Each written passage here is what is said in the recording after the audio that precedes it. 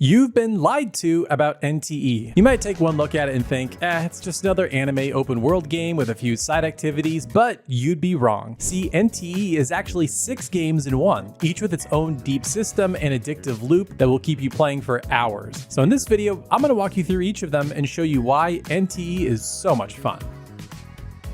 So first of all, it's a full-on exploration game. If all you wanted to do was explore the city, you would have plenty to do for dozens and dozens of hours. There are so many things to find and discover. Now to begin, each part of the city is broken up into different districts, and you need to find the main tower for each district to unlock it on the mini-map and unlock a fast travel point. And you have travel logs in your journal, and these track various activities you can complete in each part of the city, like finding oracle stones, the different towers, unlocking phone booths for fast travel, different treasures, and much more. And you'll naturally check these off as you're playing the game normally, but it's nice to know how much more you have to go in each district. Now, the most difficult thing to complete is probably the oracle stones because there are so many scattered throughout each part of the city. But after you collect enough and turn them into the witch vendor, she'll give you 3 oracle crystals. These show you where on the map oracle stones are, so you don't have to go around hunting for them blindly. This helps out so much and feels like a nice progression reward, and completing each district also gives you other various rewards. I love this sort of stuff in open world games. It's fun to just explore and see where the game takes me, but it's also nice to be able to track and get rewarded for all the activities I'm doing. But what really makes exploration fun is how you get around. Of course, you can walk and run, but that takes a while. You can also drive cars, and you can get all kinds of different cars throughout the game. You can climb up and run up walls, double jump, glide off things. There are just so many fun ways to move around and explore the city.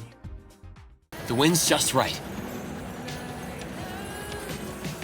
Next, NTE is a full-on action game. This is probably the main activity you're going to participate in. There are dungeons all over the city, anomaly enemies hiding in plain sight, and even attempted robberies that you can stop. Now, before we dive into that, let me explain the game's sick action combat system. So you can have 4 characters in your party at any time. You can swap between them on the fly, and they all have a basic attack, dodge, some kind of special attack, and an ultimate attack. But the special sauce here in NTE are the reactions. Each character has an assigned element, and when you fight long enough, it generates a reaction with another character on your team. And then when you swap them in, the reaction activates. This can be all kinds of different things like dropping blossoms that deal damage, recovering faster, or enemies taking more damage. There's lots of different reactions, and it's fun to try out all the various combinations. Or just do what I did for the first dozen or so hours and just play with whatever characters seem fun. There's really no rules here. And there's a ton of fun ways to engage with the combat. The most common one is probably attempted robberies. They're all over the city, and they're thugs that are just bothering people, and you can stop them for some rewards. But one that I stopped actually had stolen a car, and I had to return the car to a police station, which was a pretty fun twist on this little activity. There's also anomaly enemies everywhere, like hiding vending machines, these graffiti enemies that are stuck on the wall and then they pop out and attack you. You have ghostly kois that look really cool and give you rewards. But then we also have anomaly commissions. These are unique mini bosses that you have to track down and find throughout the city, and they give you really good rewards for defeating them. Of course, there's also mini dungeons for loot to level up your characters and gear, and then there's story dungeons. These get insane and have some of the coolest bosses in the whole game. There was one where I had to navigate this crazy maze, and eventually I fought this giant wolf and I had to deflect psionic blades back at it. There was another where I was attending a fancy banquet. I had to fight this ghostly dancer, and I needed to stay out of the darkness or I would move a lot slower. These are all just really fun and unique bosses, and they always blew me away. And there's a ton of really cool characters with unique combat styles. Right now there's 18 characters in total, with more set to come in the future. Currently, the main banner features Hotori, who's super cool. Her special ability can freeze time both in and out of combat. Plus, she just has a really neat design. Not to mention, she's super funny. I went through a story mission with her, and she's just awesome. Definitely try and get her on the banner while it's still active.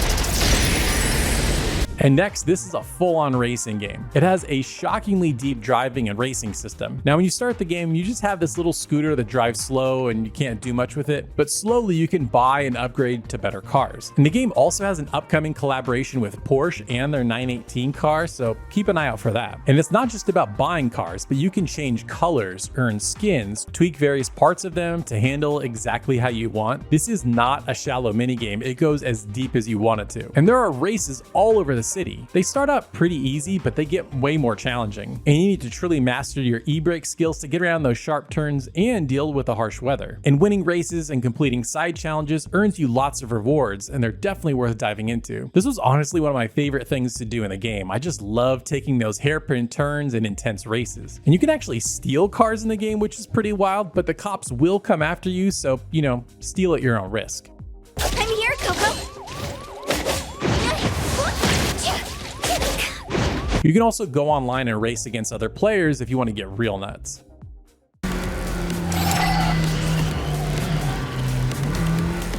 Now, this is also a decoration game. If you like cozy games where you can decorate your home, you're gonna love this. You can buy properties all throughout the city and decorate them exactly how you want. Now, you'll start out with a smaller apartment, but you can upgrade to massive villas. And you can get simple furniture to crazy stuff. There's seemingly endless options to decorate however you want. And whatever you can imagine, the game probably has. You can even invite characters on your team to move in and interact with them. Each property also has a comfort level, so it was fun to try and level that up as high as possible. And if you make that your goal, you could go down this rabbit hole for hours.